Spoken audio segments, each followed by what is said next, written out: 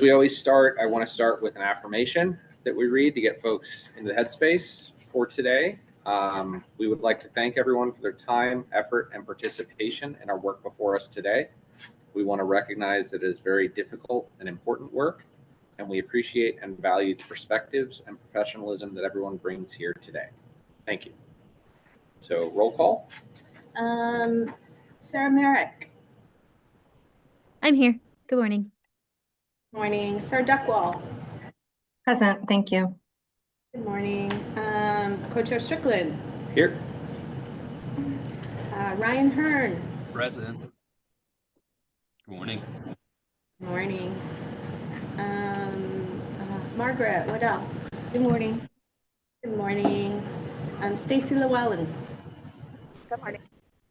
Good morning. Lauren Bowling. Present. Good morning. Co-Chair Priest is not with us today. Emily Rivas. Present. Well, virtually. Virtually. Good morning, Emily. Kim Schlesinger. Present. Director Stolfe. Good morning. All right, looks like we have a quorum. Great, sounds good. So moving on, I know we always leave some space for public comment to start out. So just want to give a few moments, see if there's anybody that has public comment.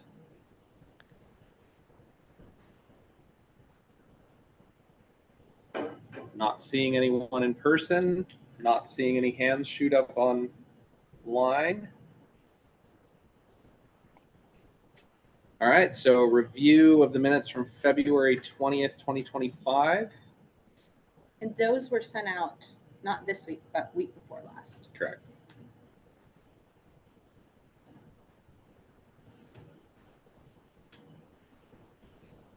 Open to a motion if anybody is so inclined.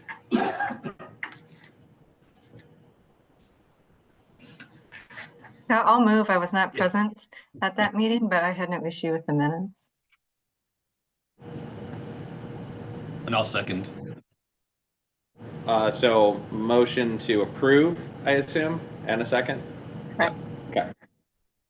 All right, any discussion? Not seeing any. All those in favor signify by saying aye. Aye. Aye. Aye. Any opposed? Any abstaining? Terry, do I need to abstain? Is that? No, you can vote now. I think it's okay. I don't think, you can abstain if you want, Yeah. just because it sounds like we don't need a tiebreaker. Yeah, Cool. Just in case. Let's do that. Okay. Sounds good. that works. Okay, thank you, Emily. All right, so moving on, we have a pretty packed agenda. Looks like first up, department updates, Workers' Compensation Board case law updates. I see we might have Autumn filling in for Lauren. Thank you, Co-Chair Strickland and members of the committee. We have no case law updates at this time. The board is starting its 5-year rule review of OAR 438-015-0115. Just wanted to make you aware. Okay. Thank you for that. Any questions, comments? Could you read the rule one more time for the poor folks having to do the minutes? Sure. It's 438-015-0115.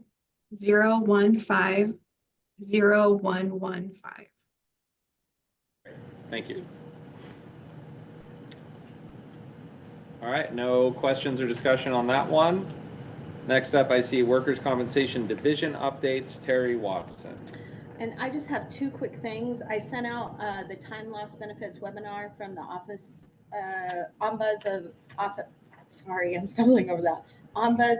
for Oregon Workers. So you do have the flyer for that training that is Wednesday, March 19th from 6 to 7.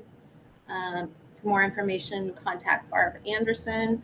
And I also sent out, the co-chairs asked me to put together a summary of bills that have been presented or will be presented to MLAC So that is the MLAC 2025 legislative bill review. Potentially there may be more, but this is where we are right now. Okay. Yeah, and it's my understanding. So that table went out. Will this be made available online? It's too, with the online meeting right now. materials? Okay, perfect. Yeah. And that was in discussions Patrick and I had. We were kind of looking to see, our agendas come out, but we're looking to plan and see what we see kind of coming down the pike. More things may come up as are assigned as we move forward. But this is sort of a general overview of what we're seeing immediately in front of us, or close to immediately, correct? Yes. Okay. Thank you. Any other questions, comments? Director Stolte, do you want to chime in? Yeah, I have an update as well. Okay, great. When you're ready. Yeah. Do you want to do that? Yeah, we'll go ahead. Yeah. Thank you, Mr. Co-Chair, and good morning, everyone. Wearing a tie this morning because I had the pleasure of testifying in front of the Senate Committee on Labor and Business during an informational hearing on Senate Bill 946. So glad to just give an update to MLAC about what's going on around that. So this is a bill brought forward by Senator Meek that would authorize all these operational expenditures to be paid out of the WBF. There's, as I said, an informational hearing today. Senator Meek was there. Boley appeared. Matt West joined me. And I'll come back to us in a second. There's also someone from OBI and AFL. Again, informational hearing. There hasn't been a public hearing on this yet. I was there. DCBS has no position on the bill. I was there to just provide some information about what is the WBF, what are the programs that are authorized to be funded by it, what is the revenue source, which is the WBF assessment, and importantly, how the agency goes about each year in determining that assessment to support the programs that are funded by the WBF. Very timely, Kelly's going to give a presentation in a couple of minutes to talk about the WBF and the programs as we do each year. I did mention at the end of my presentation that MLAC would likely have a role at the appropriate time in looking at this. I don't quite think it's right yet for MLAC because there is a work group that Senator Taylor has brought together that's talking about the issue, digging into it, seeing what likely amendments there would have to be to the bill. So I think there's still a bunch of work to be done, which is why it was only an informational hearing today, and it could be something that might have to come to MLAC later when it's appropriate, when it's right for MLAC. So with that, I just wanted to make sure that MLAC was aware of what's going on. Thank you. Appreciate that. All right. Any other department updates? No? All right. So next on the agenda, I see annual workers benefit fund presentation and discussion. Senior economist Kelly Barushko and Director Stolte.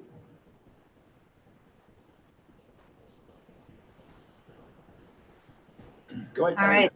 Thank you, everyone. Thanks. Sorry, just getting my everything unmuted and everything.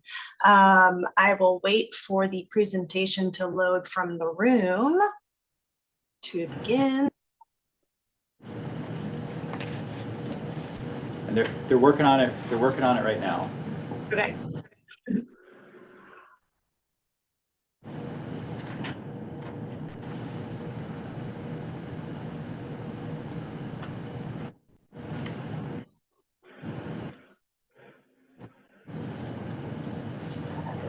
Okay, great.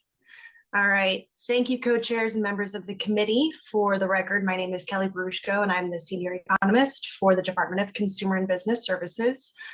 I'll be providing you with the status update for the Workers Benefit Fund today. And I'll start with an overview of the fund and our fund forecast, and then provide more detail on the individual programs that feed into it. Go ahead and go to the next slide, please. Okay, so in our forecast for the Workers Benefit Fund, we use a few different economic indicators along with historical financial trends to help us calculate the expected fund balance for revenues, which we'll look at first. The main metric we look at is Oregon non-farm employment, along with WBF assessment rate as it stands today. So employment has returned to pre-COVID levels, and the Office of Economic Analysis is projecting employment levels to grow slowly through fiscal year 2029. Additionally, the WBF assessment rate was lowered to 2.0 cents per hour effective January 1st, 2024, and was maintained at that rate effective January 1, 2025. And just as a note, we do assume this rate remains static for forecasting purposes only. But as a reminder, it is subject to change at the director's discretion during each annual rate setting process. But with that being said, assuming a rate maintained at 2.0 cents per hour, coupled with the projected slow employment growth, leads us to expect relatively flat revenue earned over the course of the forecast period through fiscal year 2029, which is about $69 million per year in total income. Next slide, please. Sorry, may I ask a quick question? Absolutely. Yeah. What Go is ahead, the Sarah. other income? The other income includes interest earnings, penalties, all the kind of extra miscellaneous revenue that comes in. Thank you. You're welcome. Any other questions before I move on? Moving on to expenditures, the main factors in projecting expenditures are Oregon wages and accepted disabling claims, as well as additional DCBS administrative costs. So due to higher wages and accepted disabling claims between 2020 and 2022, resulting from the COVID-19 pandemic, expenditures increased in fiscal year 2023. We did see a slight decrease in expenditures for fiscal year 2024 that coincides with fewer new accepted disabling claims in the last year. We do expect total WBF expenditures to average about $79 million through fiscal year 2029. And as a note in here, you'll notice fiscal year 2026 has a significantly higher expenditure value because this includes the $15 million one-time transfer to the Bureau of Labor and Industries in the first quarter of that year, as proposed in the governor's budget. So again, that's why that specific year is higher than the rest of them. Next slide, please. So the graph on this slide shows the ending fund balance for the WBF, both historical and forecast. The solid gray vertical line indicates our most recent actual data through September 30th, 2024. And then everything to the right of that line is our forecast, following from the revenue and expenditures described on the previous slides. We also call out the quarter where we initiate the one-time transfer to the Bureau of Labor and Industries. As of September, the total fund balance was $131.6 million, which is about 22 months worth of WBF expenditures. This is in compliance with the requirements set by House Bill 2788 of the 2019 session to maintain at least 12 months of expenditures. And since, not yet, sorry, back one more slide. Sorry. Since expenditures are expected to outpace revenues under current assumptions, the WBF balance is expected to decline, dipping below that required 12-month expenditure balance in fiscal year 2029. All right, next slide, please. Okay, so here we show WBF assessment rates since the fund's creation in 1996. As I mentioned before, the current rate is 2.0 cents per hour, which is split between the employer and the employee. This rate is determined by the DCBS director annually in a manner that minimizes changes in the rate while also maintaining a balance above the minimum 12 months worth of expenditures that are required by that House bill. All right, next slide, please. Here we show a breakdown of the WBF expenditures by the benefit program area. This is just for the worker benefit fund programs, doesn't include any of the administrative costs just yet. So in this pie chart, we show that the largest section is dedicated to the retroactive reserve program, which pays cost of living adjustments for fatal or permanent total disability injuries. And there were about $34.3 million paid in fiscal year 2024. Then the reemployment assistance program, which helps injured workers return to work faster, comes in its second with $26.5 million paid in fiscal year 2024. And this program includes both the employer at injury program and the preferred worker program. And as you can see together, these two programs make up 94% of total WBF program costs. So we'll talk about them in a little bit more detail later, just so you can get an idea of those two programs a little bit more. And then we also have the two small slices of that pie. The reopened claims program paid about $2.2 million in fiscal year 2024. This program reimburses insurers and self-insured employers for costs that arise after a worker's aggravation rates have expired. And then the final component is for workers with disabilities, wages for multiple jobs, and claims payments for dissolved self-insured groups.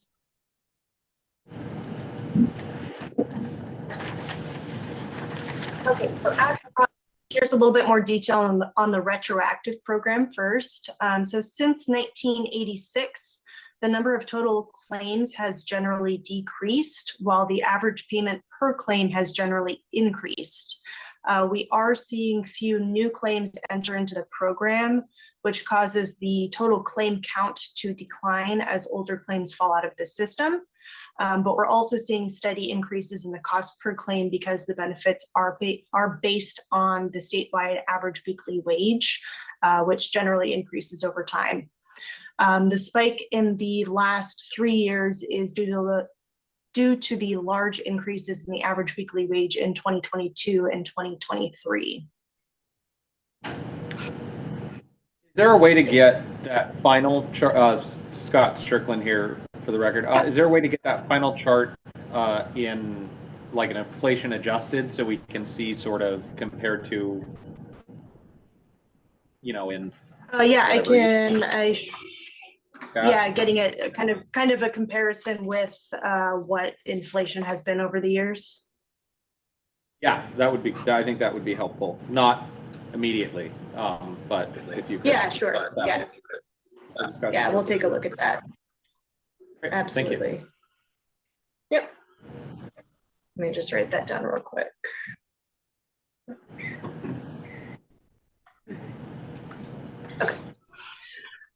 Okay. So on this slide in this pie chart, this shows the percent of claims in the retroactive reserve program by the decade of injury. So as you can see that more than half of the claims being paid out of this program have injury dates before 1990. As I mentioned, there are still new claims entering the program, but the frequency with which they enter has pretty dramatically declined over the last few decades due to better workers' compensation and repayment programs and all that. So for example, during the 1970s, there was on average one new fatal or permanent total disability claim each day, whereas over the last decade, there was only one new claim on average per week. And then in 2023, the WBF payments were made on 1,491 total claims with an average payment of just over $28,000 per claim.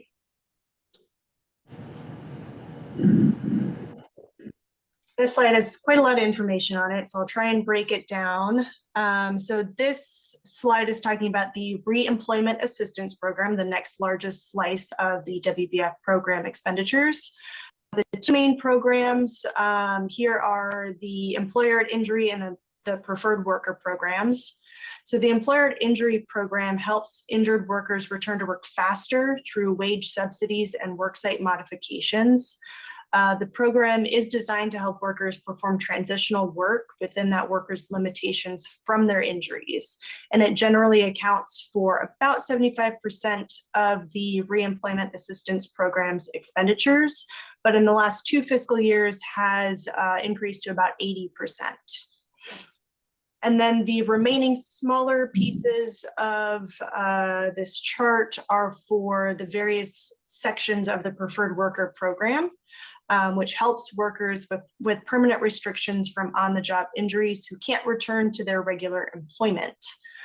So in addition to wage subsidies and worksite modification, the preferred worker program also provides premium exemptions for 3 years and claim cost reimbursements to employers as incentives to hire and retain preferred workers.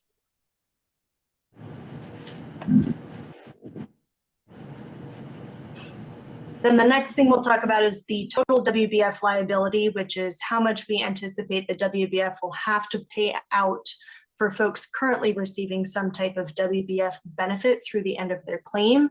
And just as a note, this looks like a large sum of money, but this is extended over the many decades of expected future payments to claimants and any eligible beneficiaries based on data available during the indicated fiscal year. So the graph shows our projected estimates back through 2015, and our most recent forecast projects just over $897 million in future liability.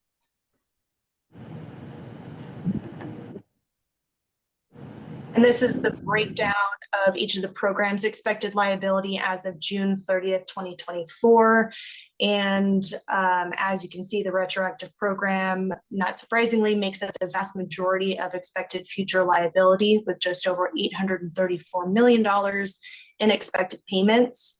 And just as an extra note, a number of factors are included in the liability projections for this program, including the claimant's life expectancy, future benefit increases, and then the age at which dependent benefits will end. So that includes spouses and children.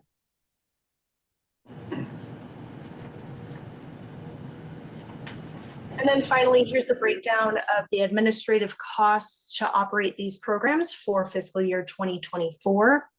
The majority of these costs are for general DCBS administration, which includes our internal shared services, and then WCD and the Ombuds for Oregon Workers work for these programs.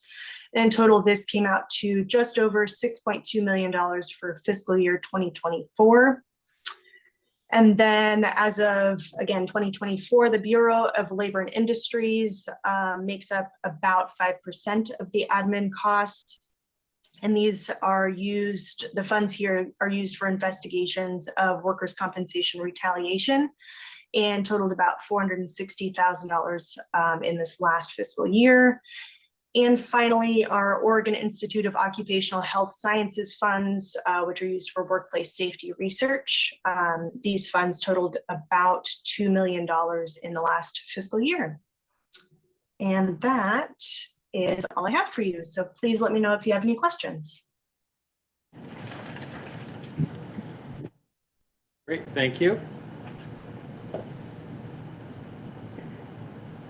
Any questions from folks? Sarah? Thank you, Kelly. Just a clarifying point that, just to reiterate that expenditures are outpacing revenues currently. Correct. Thank you. Yep. Yeah, Director Schulte. Thank you, Co-Chair. Just to add to that, that's intentional. So there was one of the graphs that showed the ending fund balance, and if you look at that, you could see that since 2020, that fund balance has been going down, and that's been by design each year. You know, the fund balance has a 12-month minimum. We managed for it to be above that minimum, but it was quite above that minimum when I became director in 2020. So we've been purposefully keeping the rate lower and actually lowering the assessment since 2020 in order to take advantage of some of that fund balance. especially one other thing, Kelly had mentioned, there's a lot of considerations that we consider when we're setting the assessment each year. One is we try to operate in a counter-cyclical manner, meaning when the economy is not great, well, start the other way. When the economy is very good, we use that as an opportunity to build up funds so that when the economy is not very good, we can lower rates, not add to the burden that employers and workers are feeling, and use some of that fund balance. And that's what you saw starting in 2020 when we were managing the fund, to use some of that fund balance to actually lower and keep the assessment low in some very uncertain economic times. Thank you for that further clarification. Other questions from folks? Not seeing any. I think I saw you taking the note, but would be curious about that in a fixed, I forget what the latest point, it's been many years since my macroeconomics classes, but are we up to $2020 at this point, or whatever our new point is? Yeah. If we could get that consistent, that would be great. Appreciate that. Thank you very much. Appreciate that. And I see there's also kind of a report to go along with that as well, included in our materials. So thank you to DCBS for all of that work and analysis. It's very helpful. All right. Thank you all for your time. Okay. Next up, I see unfinished business looks like has been removed. So up next, we're bill presentations, starting with SB 904.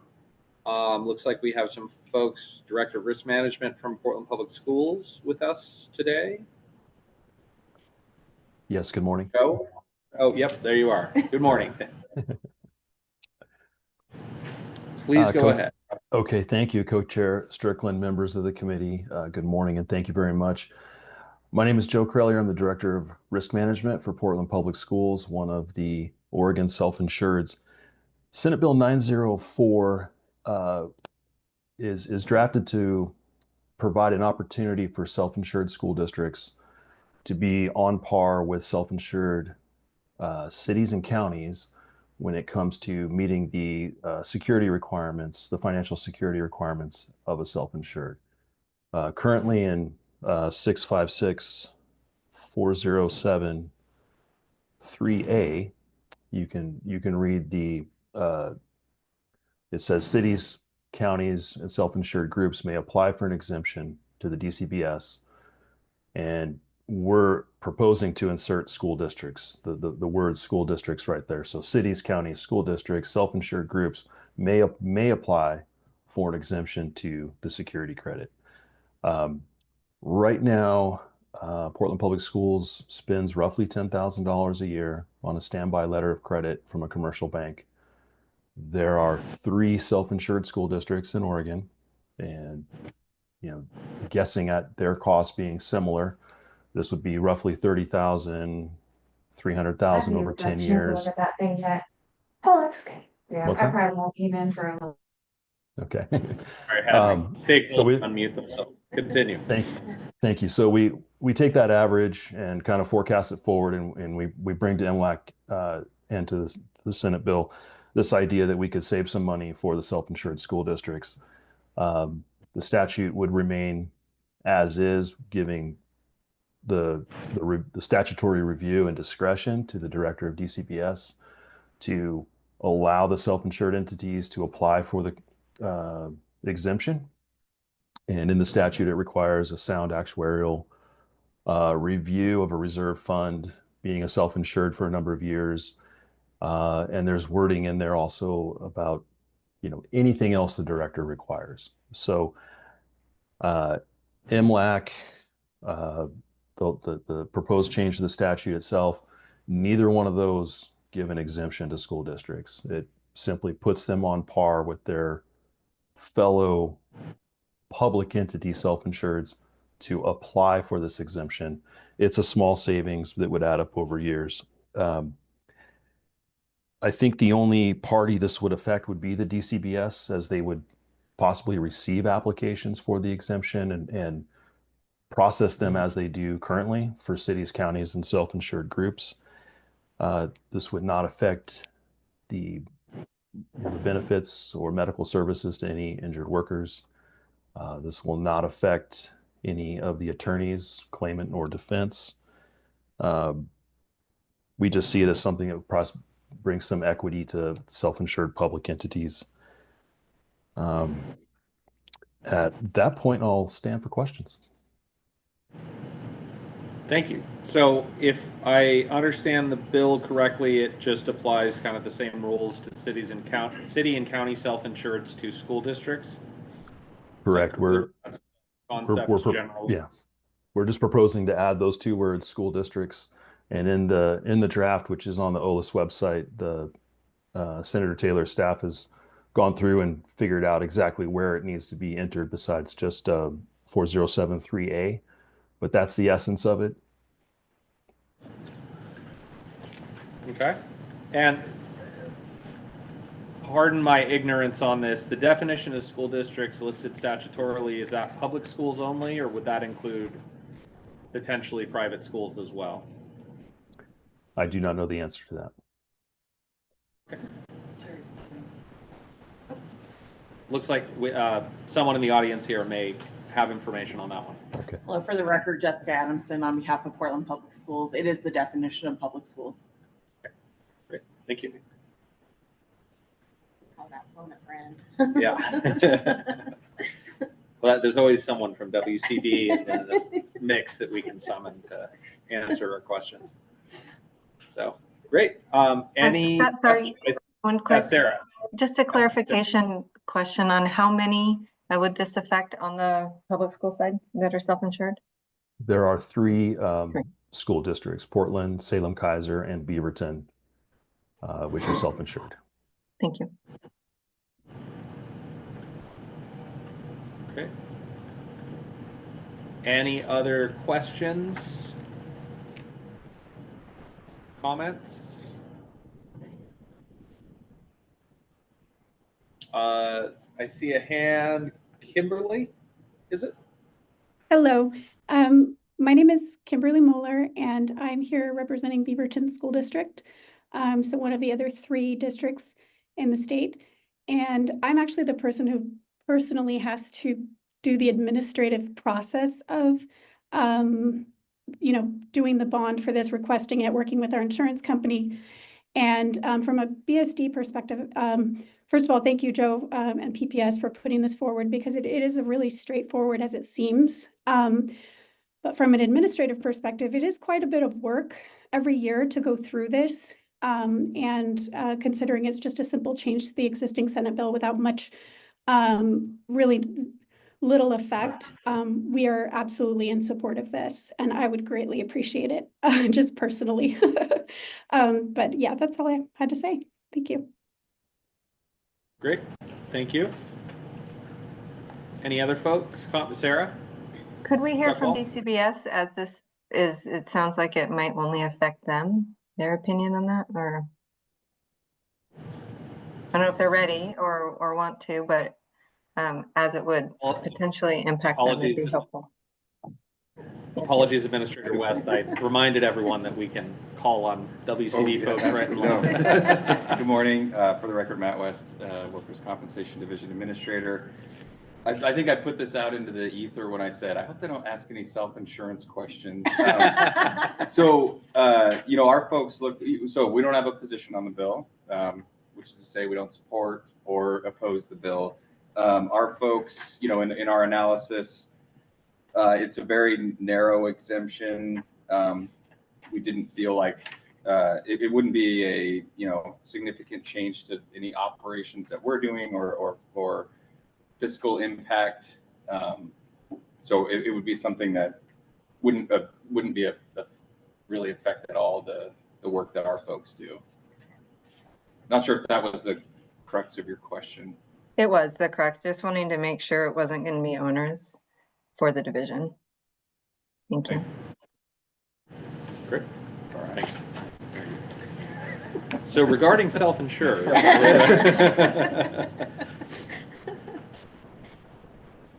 All right, any other questions or comments from folks?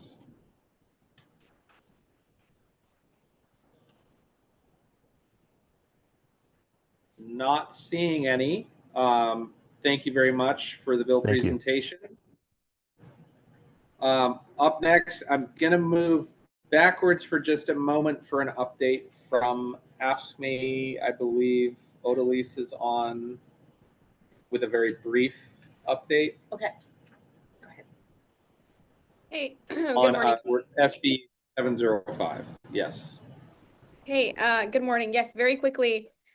We got back the -2 amendment from LC, which I think you should all have and is posted on OLIS, which is the same language that I went over last week as well. So just wanted to let you all know that that was completed, and then also let you know that there was a hearing this morning in the Senators Committee in Labor and Business at 8. And the committee will do another hearing when there is an MLAC recommendation. So just looking forward to hearing back from the analysis from NCCI as well. I think that's already in the works per most folks' request. So I'm also keeping an eye out in my inbox. So whenever that's ready, I will come back. But that is all. That is all that I have. Thank you. Great. Thank you. I find, especially with stakeholder engagement, sometimes the informational updates for just a moment are helpful. So thank you for that. Okay, next on the list, SB 991. I see we have listed Connie from IMA Corp will be presenting on this one. Yes, hello. And it looks like we're queuing up the PowerPoint as we speak. Can you hear me okay? Yes. We can hear you, but it's very quiet. I don't know if you could move closer to the microphone or adjust your audio settings. Is this better? Not really. Not really. If I talk really loud, can you hear me? Yes, Yes. that works well. At least for the folks here. Can we get a thumbs up online if that helped? Okay, seeing a couple thumbs up. So All right. please continue. Thank you. Thank you for accommodating this remote option as well. I appreciate it. Co-chair and committee members, thank you for the opportunity to present to you today.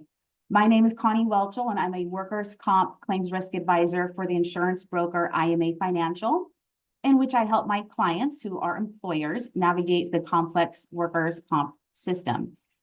Before I begin today, I respectfully request that any questions you have, you could hold till the end for the sake of time and so it doesn't throw me off my groove. But I fully anticipate questions here when I'm done presenting on this. So I'm here today to talk about Senate Bill 991. Next slide, please.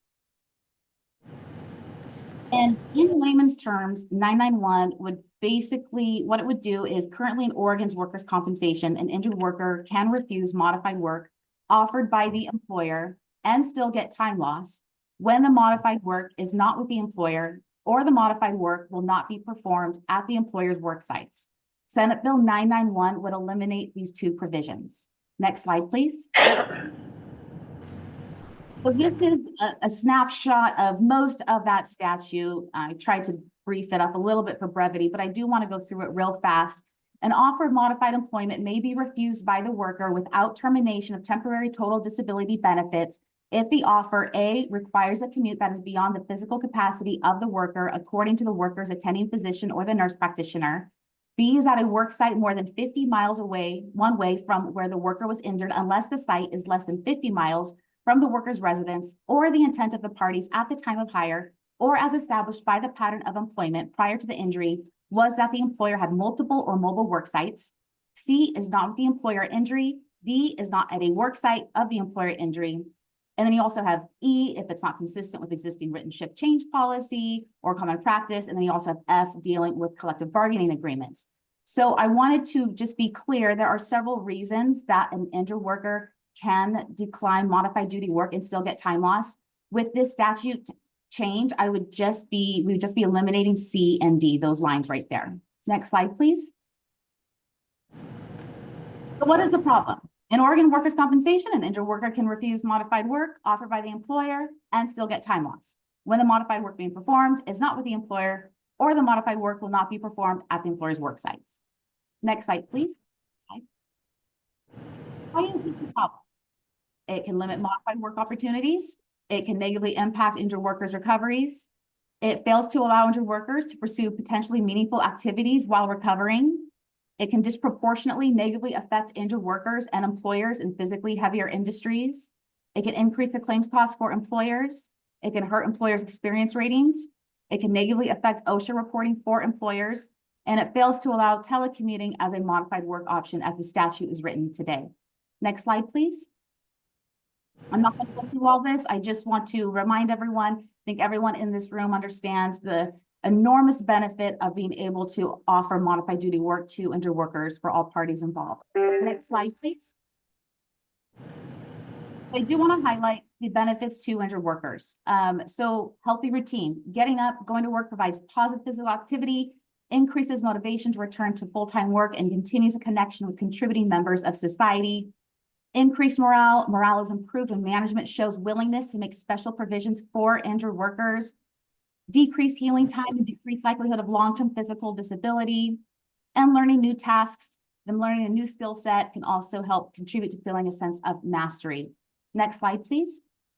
So I tried to find some data on this. The closest I could find are some of the following slides. So this is the incident rate of work injuries and occupational diseases in Oregon compared nationally. Oregon is the blue line, national is the yellow. You can see that Oregon has a higher incidence rate on average compared to the rest of the nation. Next slide, please. And this is that same data broken up through sector. So again, you can see for the different industry sectors, Oregon has a higher incidence rate compared to the rest of the nation. Next slide, please. This graph, we are looking at days away from work due to work injuries and occupational diseases. The purple line at the top, I'm not going to spend a lot of time on. That is taking the blue line and the orange line in aggregate.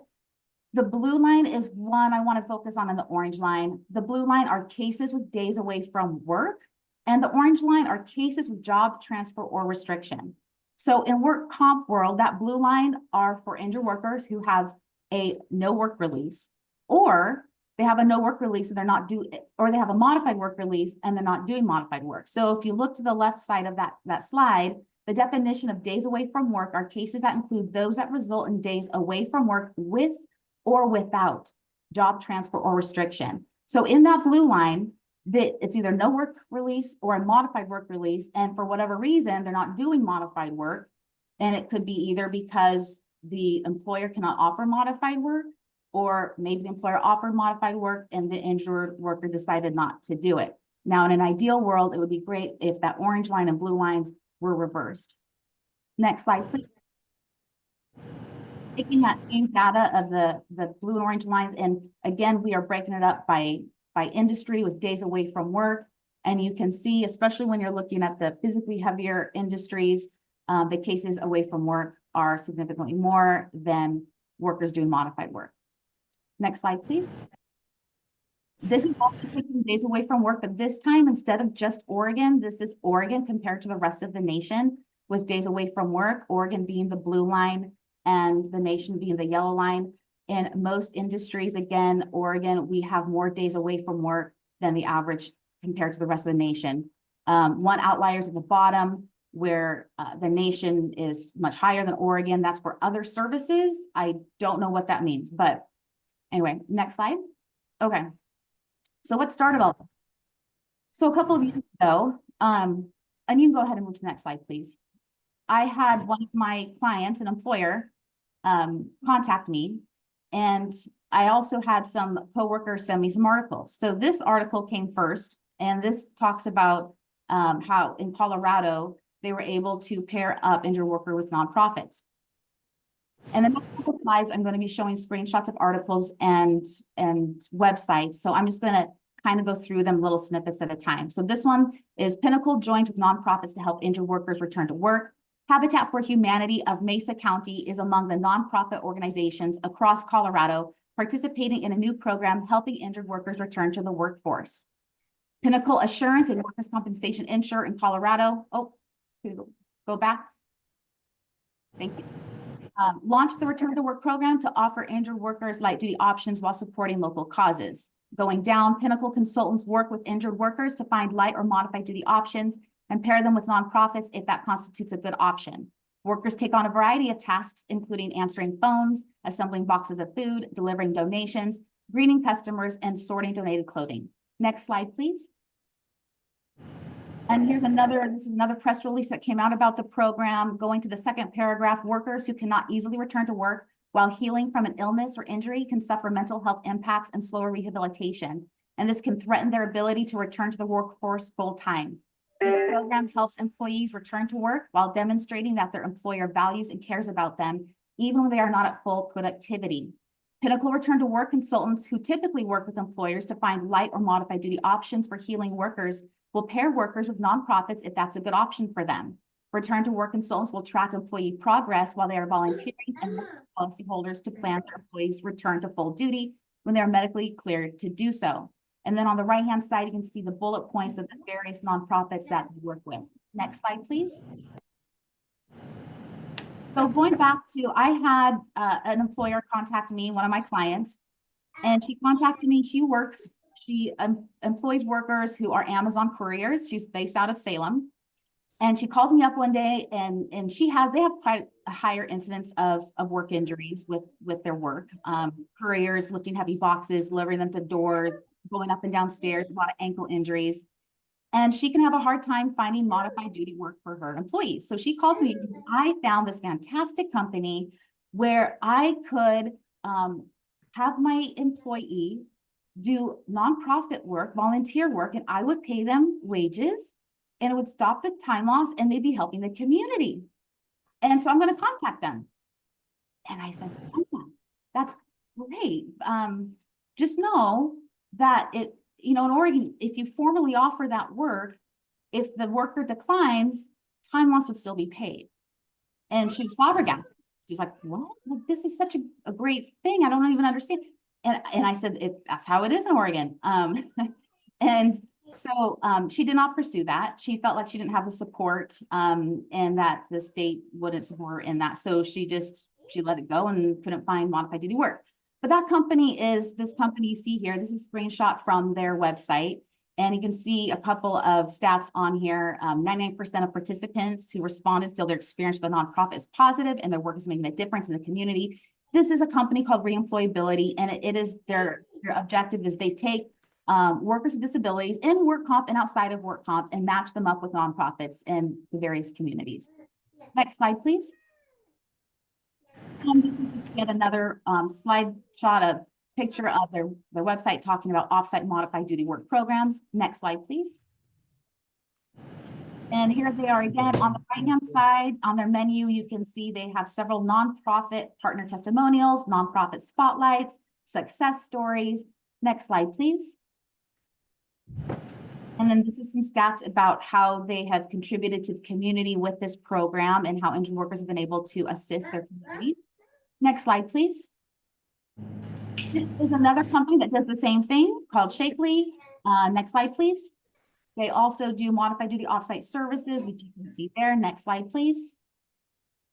And this is them on their website showing the benefits to the employers.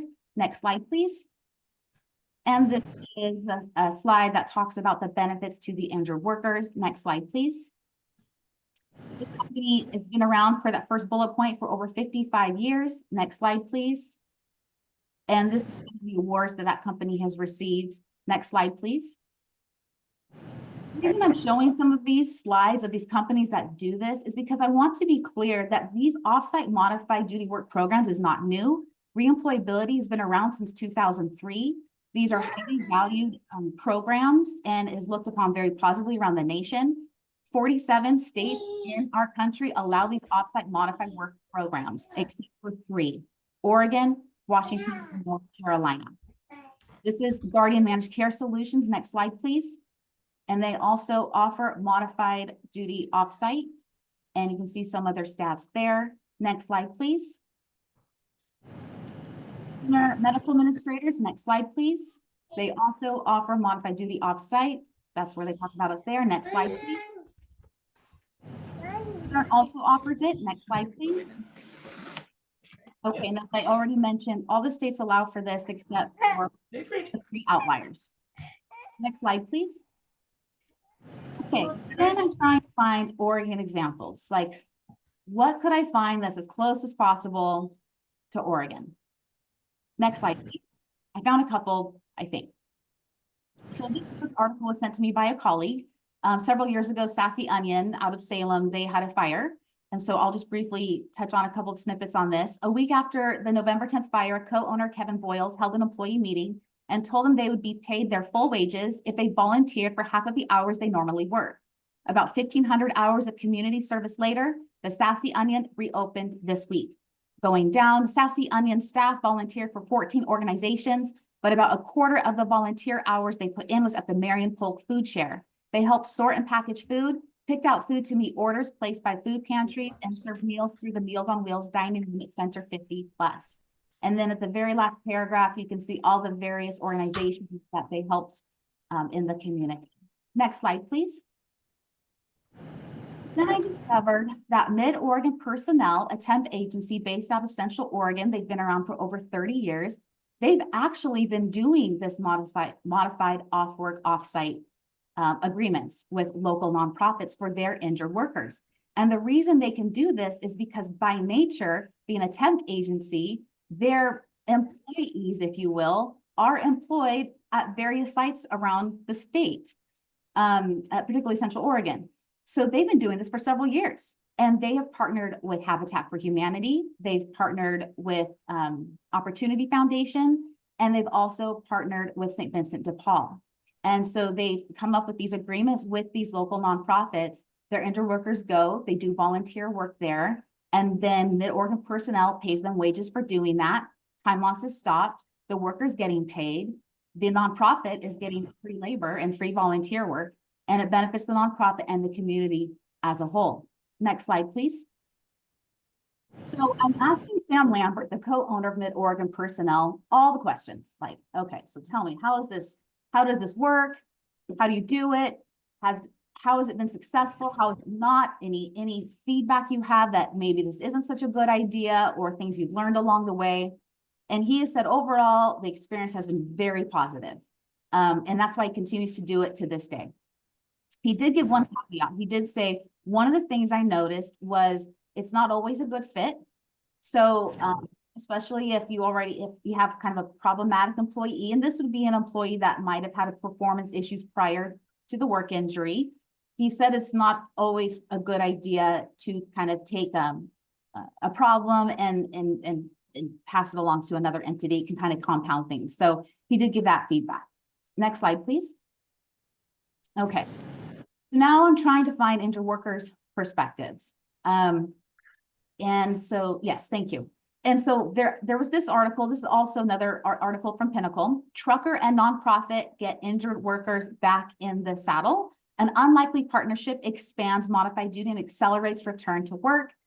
And I'm going to read this one. It's very cool. In a mutually beneficial scenario facilitated by Pinnacle, TransPro now sends its injured workers to work at the Loveland Habitat Restore and other Colorado nonprofits where light duty tasks are plentiful.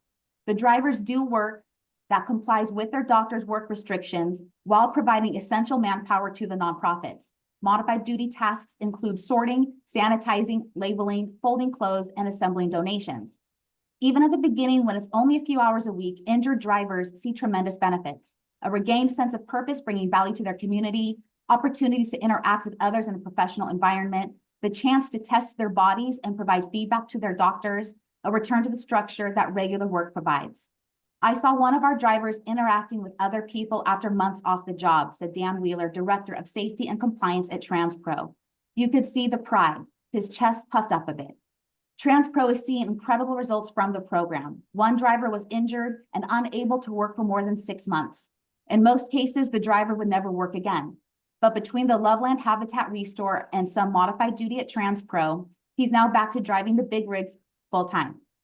But it's not just about the numbers, says Wheeler. This program shows our employees that we care about them, even when they're not at full productivity. We want to see them whole and healthy again. Next slide, please. I'm sorry, this is from the website of the organization reporting on its own press release. Is that correct? This is an article and it was posted on Pinnacle. I'm not entirely sure who the actual author is. Okay, that'd be great to have that information. Thank you. Please continue. All right, and if you could please play this video. This is about 3.5-minute video of injured workers' perspectives of their experience. Thank you.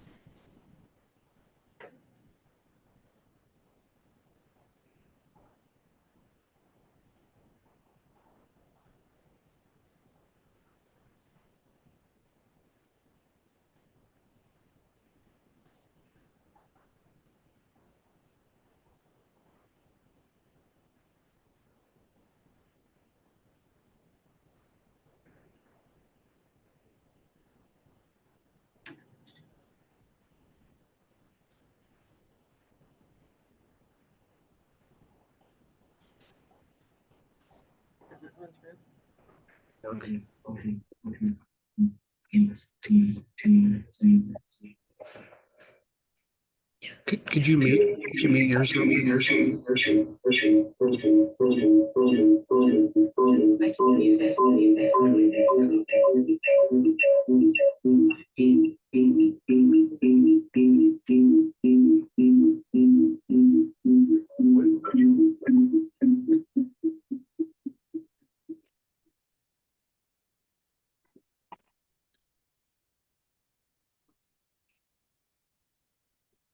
It's out.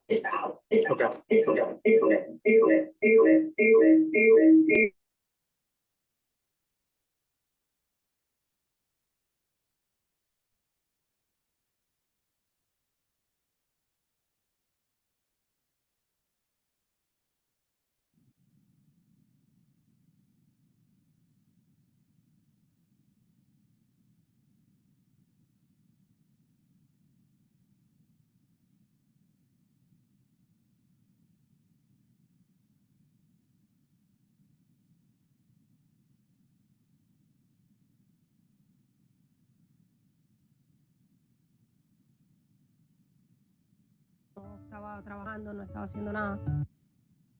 Being in the program, the transition to work program for about six months now.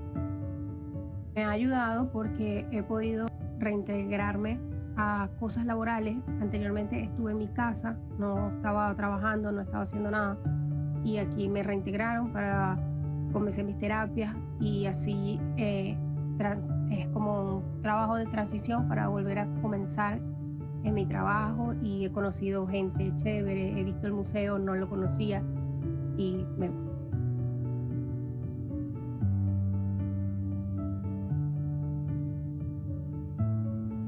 Where the works come, they told me about this program and I received an email and it was very interesting because for me it was something new.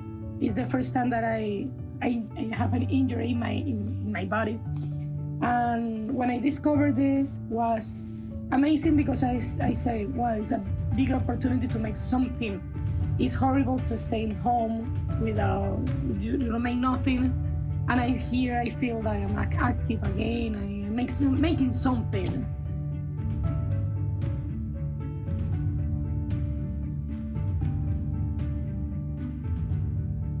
You know, the first 2-3 weeks that I got hurt, you know, I was like just sitting at home, like going crazy. I mean, you can only watch so much TV or, you know, read so many books. And I kind of got depressed, you know, just, you know, not doing anything. So I came here and I love it. I mean, it has been so good for me because, you know, for my well-being and healing, you know, from the injury, it has been like really, you know, very beneficial. Sí recomendaría el programa porque te permite continuar trabajando, estás activa, no tienes que estar solamente en tu casa, aquí puedes trabajar, conoces gente, te relacionas con otras personas y poco a poco te vas reintegrando nuevamente a las labores que hacías habitualmente. I feel afraid because I say how I'm gonna do for paying my house, for paying my car, for pay all my bills. And I say, what can I do right now? But when I discovered this option, I say, oh my God, thanks God that I have the opportunity to do something and I'm gonna receive my payment. And that for me was amazing because I feel that I could breathe.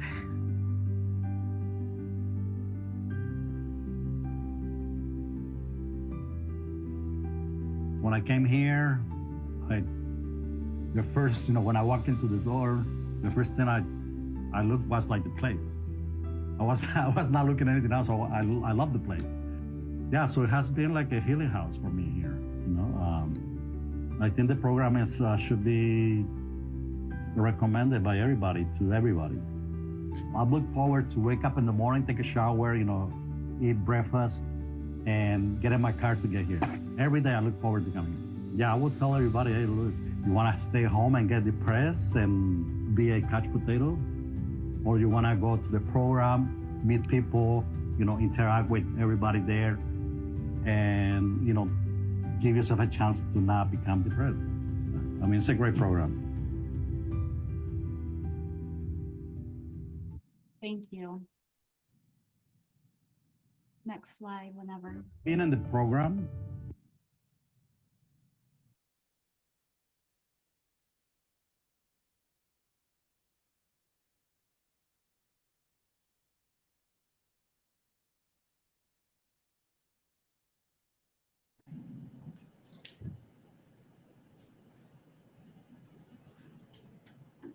Thank you.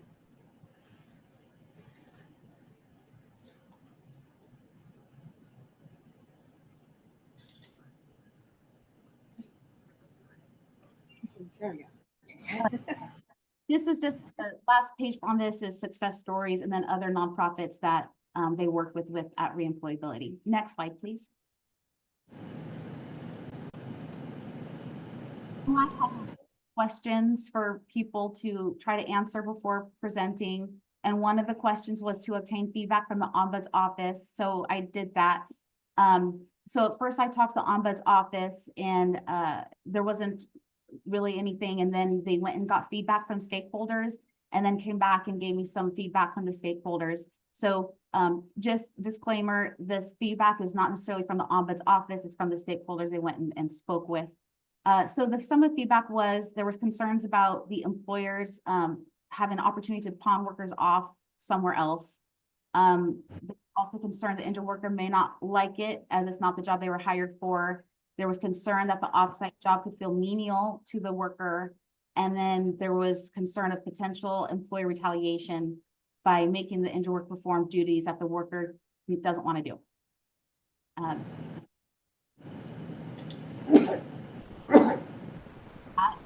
I mentioned earlier, Mid-Oregon Personnel, who has been doing this for several years now, they made a point of making sure it's a good fit for the worker. It's not ideal for every single worker. So being careful of doing that. Also, the concerns, like if they don't like the modified job, we see those concerns today with on-site modified work. That's not new, off-site versus on-site. Sometimes they don't like to do that work.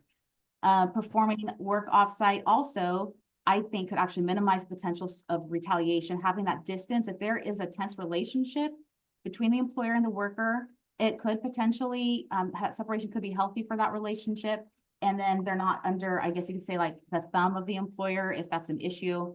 Also, providing more meaningful work opportunities for the worker actually can be more so with offsite. I've seen some of the on-site modified duty work opportunities that employers provide, and they're not very meaningful, but these off-site jobs actually could be much more meaningful than whatever on-site modified work that the employer could offer. Next slide. Just a reminder too, off-site modified work is only in option. And in fact, I would imagine in most cases, employers would want to keep their workers on site for modified duty work. On-site modified duty work can contribute more to the operations of the employer. Also, by them being on site, the injured worker maintains closer contact with that employer. And so they're able to kind of keep that relationship going and that contact going, which is extremely important. And I'm not an attorney, but one of the questions from Ombuds office was about EAP and how that would work with employer injury program. And the rule I looked at, I don't think that the employer would qualify for EAP benefits if they offered offsite work based off this OAR, unless the transitional work is skills building, the position must be within the employer's course and scope of trade or profession. So just another reason why on-site modified work would probably still be best if and whenever the employer could offer it, but having this additional option of off-site work, especially for those employers that have limited modified work opportunities on site, I just think would be fantastic. Next slide, please.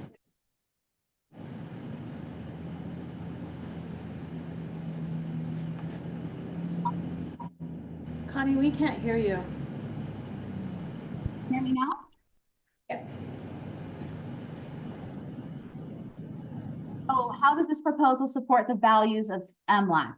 Supports it for both injured workers and employers as it seeks to provide additional opportunities for injured workers to engage in productive modified work opportunities that supports their recoveries and wellness, while simultaneously helping employers keep their claims costs down.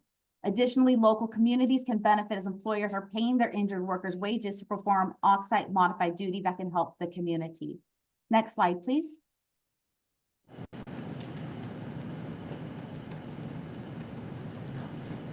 Connie, you went out again. I'm sorry. You keep going in and out. Now we can't hear you. Is this better? Yes. Sorry. So the current statute punishes smaller businesses where there are minimal, if any, modified work opportunities. It also, the statute is currently written, it enables the inequity of injured workers and employers in physically heavier industries, again, where there are minimal, if any, modified work opportunities. And the current statute is antiquated. It forbids telecommuting, which is a very viable modified work option today. So anybody who's doing modified work right now at home is violating that statute. Next slide, please.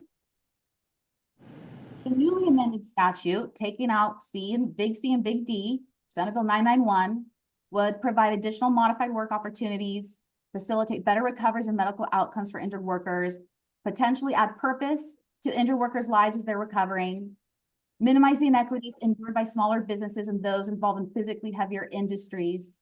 It could decrease claims costs for employers, positively impact OSHA reporting, and it would modernize our laws and allow telecommuting as a modified work option. In a nutshell, faster recovery, better medical outcomes and purpose for injured workers, cost savings for employers, free help for local nonprofits, and positive impact for the community. Last slide. And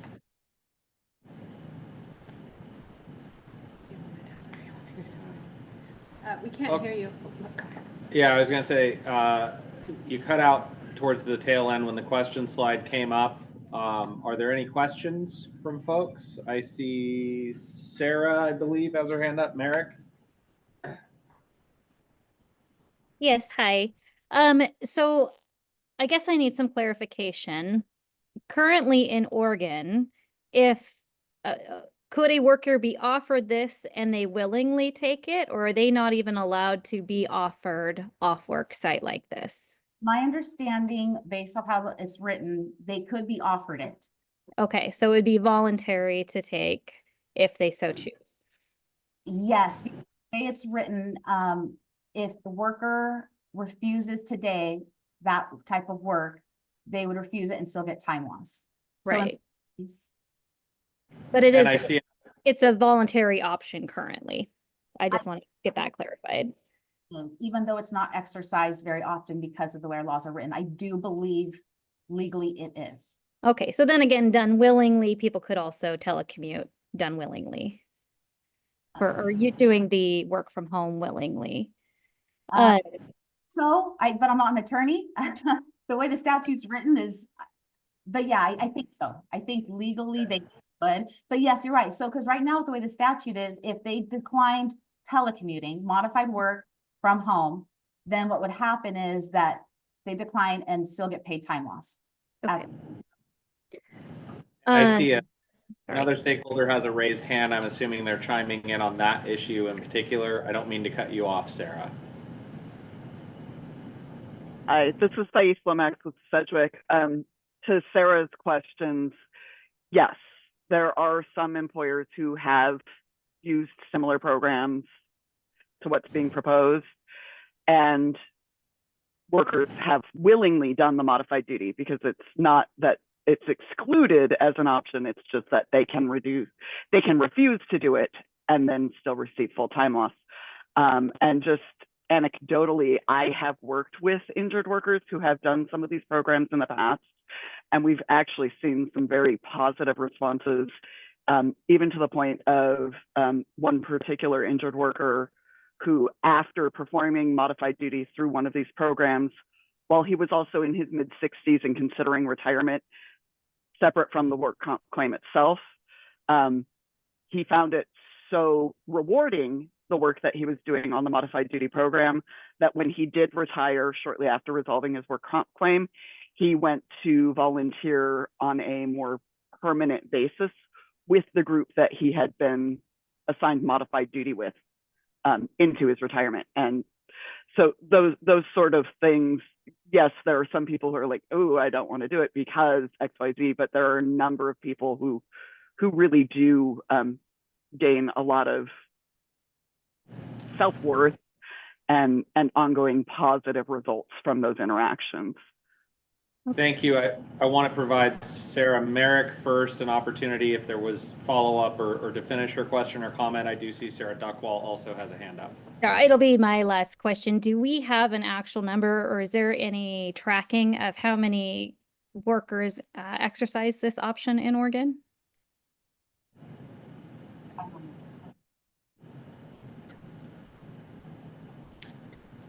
Some folks in the audience here are shaking their head no. It looks like we at least don't have that data in front of us now and may not track that. We'll get an answer on that, but that's a good question, Sarah. Thank you. So I see Sarah Duckwall had a hand up. It was actually piggybacking on Sarah Merrick, either voluntarily exercise this option and ones who voluntarily refuse this option. So if there was possible to have data on both sides, that'd be helpful. Not possible? Okay, thank you. Looks like we have Administrator West to clarify on that. Good morning again. So that's not something that we track or have the ability to pull based on what's reported to the division. I don't know if insurers track it on their end. We could track it after this bill gets passed.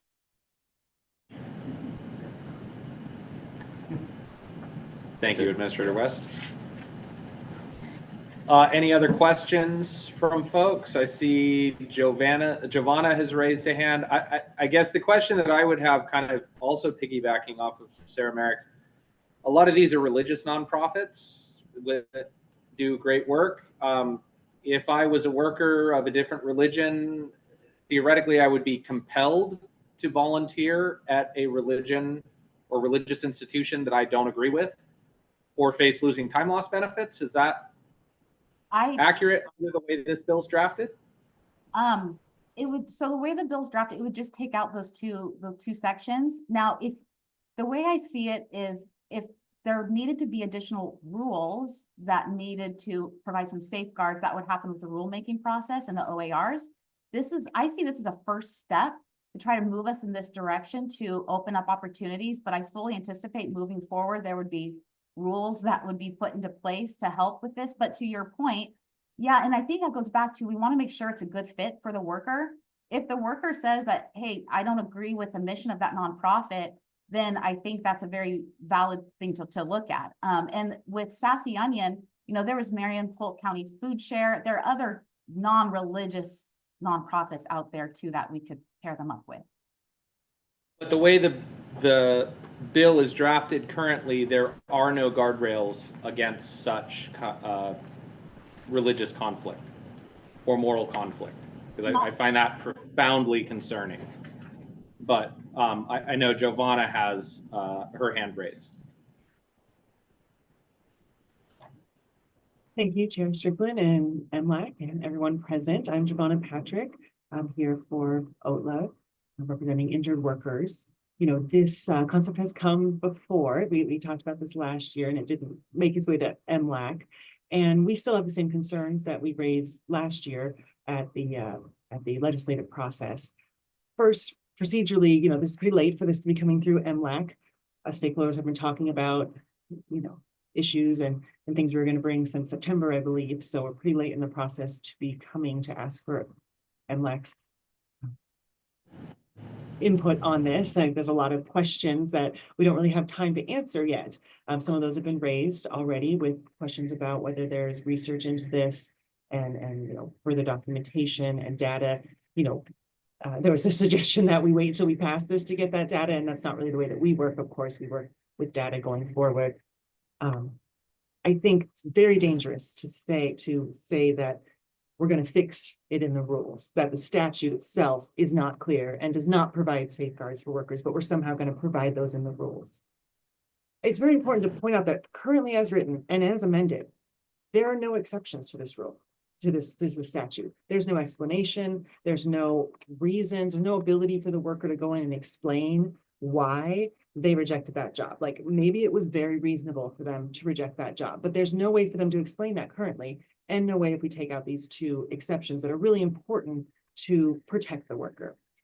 And while I can appreciate that this company has come and told us about all the wonderful things that they are doing connecting workers with nonprofits, that's not what the law allows. The law allows the employer to decide where to send the worker. There's no guardrail for if that job is connected to their employment, if that job is appropriate for them, if they have the ability to get there, if they, you know, if it is a good fit, if they have a moral, you know, problem with that, be that religion or otherwise. It's the employer getting to choose all of that for the worker and mandating it. And while I can appreciate that this company wants to hook people up with nonprofits, the way it's written, you know, folks who are, you know, let's say a police officer in Portland who gets injured, he could be required to go pick up needles at a homeless encampment in Salem. Nothing in the law would prevent that if it's 49 miles from his home. And that's just not the sort of job that he signed up for. And there's nothing wrong with picking up needles at a homeless encampment, but a person who applies for a job and has a job and gets hurt has a right to feel like they are going to get to continue to be connected with the employer and do at least something similar to what they are doing. Totally divorcing that from the employment is really dangerous.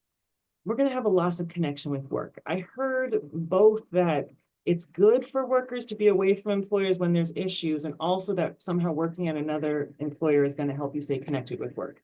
I think both of those statements are problematic.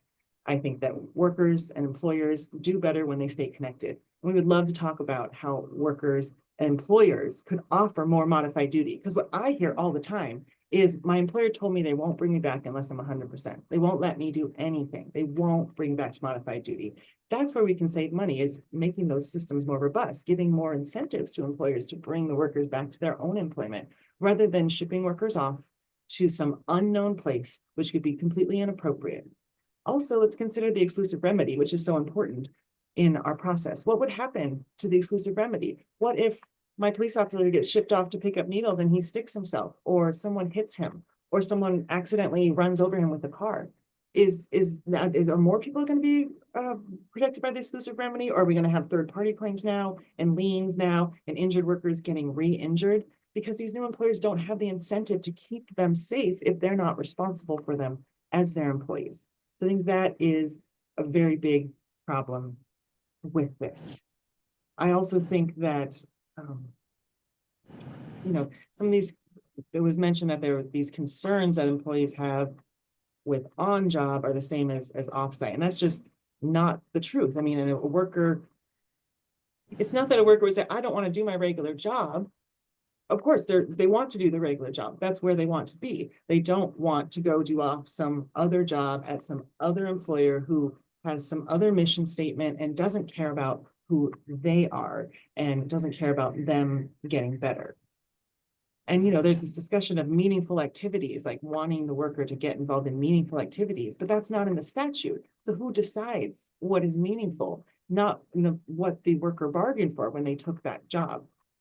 I recently had, years ago, but I had a worker who had a modified duty offer that was really unfair. Now, it fit under these rules, but she worked downtown Portland, and she was a maid at a hotel. And the hotel happened to have a hotel in Welches, Oregon, at the foot of Mount Hood, which was 49 miles from her home. They offered her that job. She took a bus to work. She did not drive.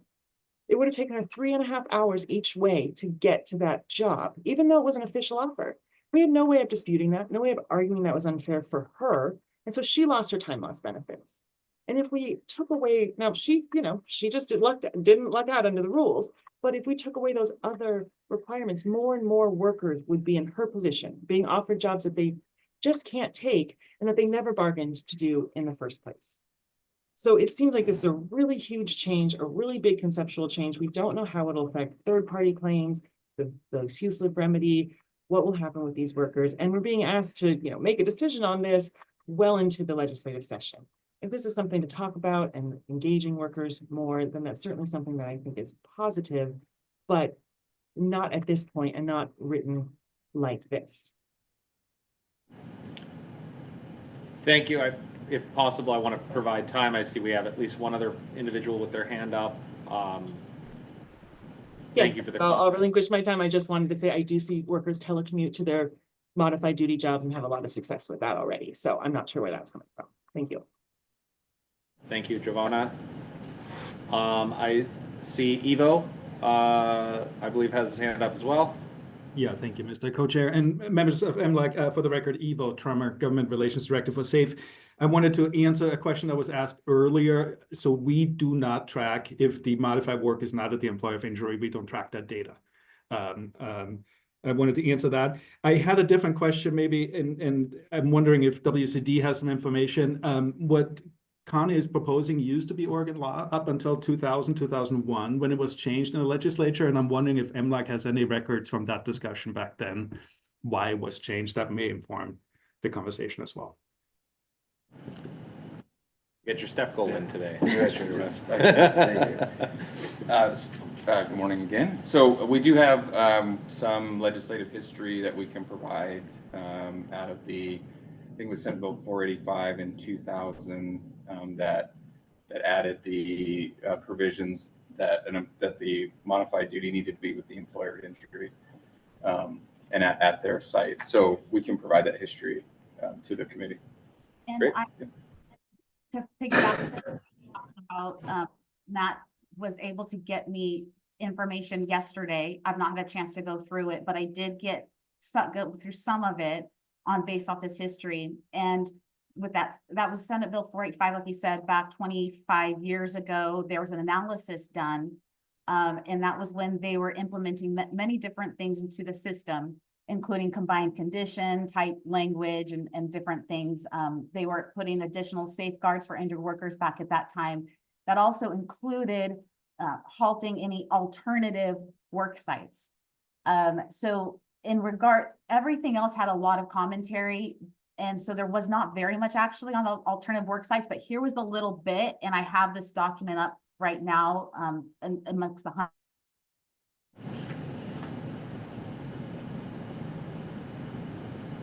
think the video is frozen for us. I don't know if the folks online, it looks like it's also frozen. Oh, you're back now. Your video froze. Apologies. It says the purpose of this section is to ensure that workers are not forced to accept modified employment when it is not in the best interest of their health to do so. So that statement encompassed a whole bunch of things they did back 25 years ago, and that included the alternative work sites. And then specifically for the alternative work sites, they stated there will be some minimal cost to some employers because employers will have slightly less flexibility and control on offers of modified and light duty. The increased opportunities to refuse modified employment may claim costs by as much as $225,000 to $345,000 per year. This is based on information from industry sources that in fiscal year 1999, approximately 4 to 6% of return to work placements were at so-called alternative work sites. We estimate that half of these could be refused or would not be offered under the new proposed language. So back in 1999, that was some of their stats at the time. They believed approximately 4 to 6% were at alternative work sites. And back then too, we really didn't have telecommuting as an option or anything like that. But as far as the rest of the data from that Senate Bill 485 back in 1999 and that analysis, so far, that was all I could find specifically about offsite modified work. Okay. Thank you. We'd appreciate from Administrator West, whatever documentation you have that you could provide, and as well, Connie, if you could forward over commentary or other things on that, that would be great. And I just want to add in response, so when workers are offered formal modified duty work opportunities in their letters per our rules, there's legal language for the worker to appeal. So if the worker feels that it's not an appropriate placement for them, they do have opportunities to appeal even today to do that. And I guess I would just say, you know, the majority of the country does this. It would be nice to see too, like, I agree with seeing how the other states handle either re-injury or that kind of thing. Again, that's still, re-injury can also be an injury or an issue on site. But I would just say it's be nice to not have a blanket law that punishes every single employer for a few bad apples. I think we could definitely find some way to mitigate any type of negative repercussions in light of such fantastic opportunities for workers and employers. So thank you for your time today. Appreciate that. And yeah, we'd love to see whatever language you would have to accomplish those goals. So thank you very much. Next on the list, I see HB 3490. Looks like Vern Sabo here to present. Now, I have some PowerPoint slides, Yeah, they have them. They'll bring them up for you. but can I sit here? Yes. Because I'm not gonna be able to see them. Yeah. Oh, okay. Oh, yeah, you'll be able to see them. They'll come up right there. Right. Is there a microphone here? It'll pick it up. It'll pick pick up. You said Yep, no. you're good. Thanks. You may have to wave initially so that it detects you. But, Okay. Wave, like with a hand wave? looks like it's already picked you up. Okay, Sitting great, there. great. So yes. For the record, Dr. Vern Sabo, representing the Oregon Chiropractic Association. And on a personal note, I've been in practice for 44 years now this month. Practice started with my father in 1956. I love what I do. I have no plans of completely retiring. I'm down to 3 days a week. That started in 2005. I love treating folks who have been injured or who are hurting, that many times they have been to many different types of providers or just haven't had their issues addressed properly. And I'm the one provider that actually listens, takes a proper history, and helps them. It's very rewarding work. And all of my colleagues feel the same way. So I'll get into this later, but House Bill 3490 returns full attending physician status to chiropractic physicians, something we respectfully suggest that was wrongfully stripped from us back in 1990 in the one-day special session and all the work comp reforms. No one questions that reform was necessary. But in our opinion, and I'll show you what I believe is evidence of that, there was a misinformation campaign that basically smeared my beloved profession. And it was secondary to a few outliers, and I'll show you that. But really, in reality, House Bill 3490 is about injured workers. It's not about chiropractors. We don't need chiropractic. We don't need injured worker cases or work comp cases to be successful. We have lots of patients. It's the injured worker and what's occurring. So the first slide. So one of the values of MLAC is balance and fairness. I got to get glasses for far now. Barry's getting old. So to that end, about Oregonians injured on work, getting timely, respectful, and effective treatment and management of their injuries. And currently, that's not happening all the time. And part and parcel to this is a long-time issue of injured workers being what we call steered, coerced, forced to local occupational medical clinics, because essentially they're the only ones seeing injured workers in the medical field. And so in direct violation of Oregon law, we've instituted several administrative rules regarding forms, Form 3283. It is now a form that's part of the 827.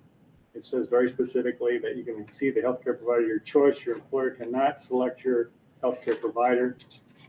That was then a couple of years later inserted in part of the 801 that the employer is to give to the injured worker. And there's also a poster.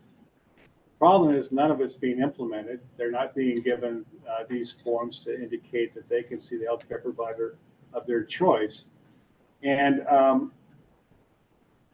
just yesterday, case in point, I had a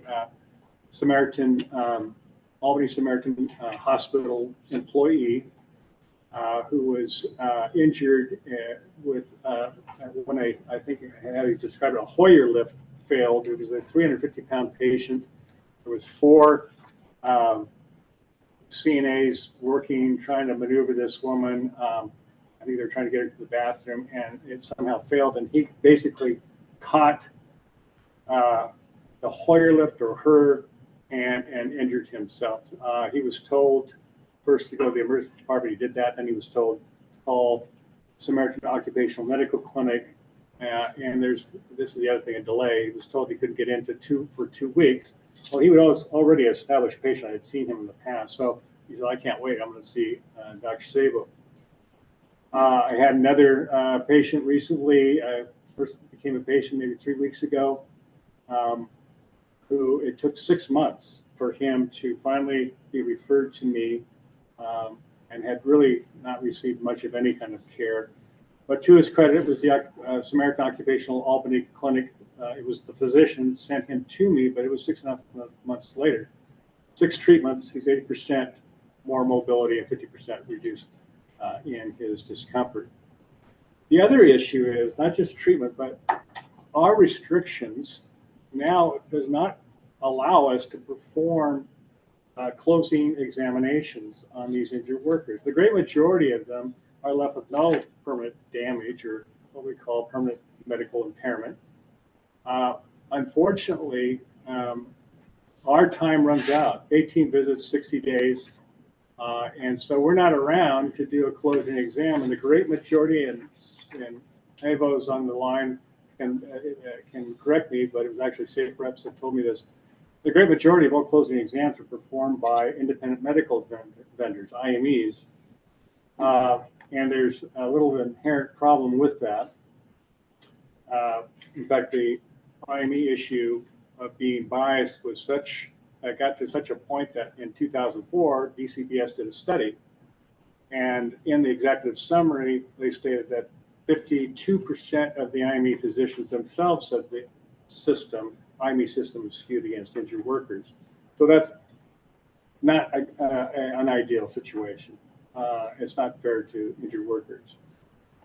And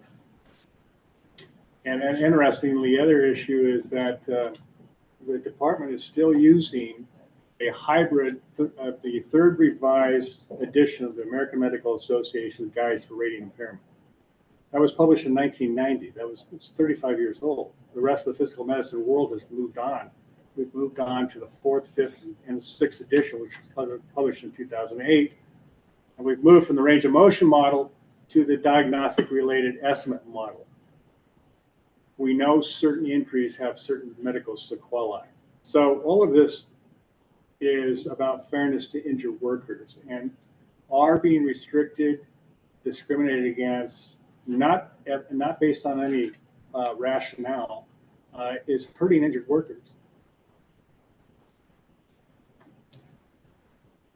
Yeah, next couple slides. Go two forward, another one.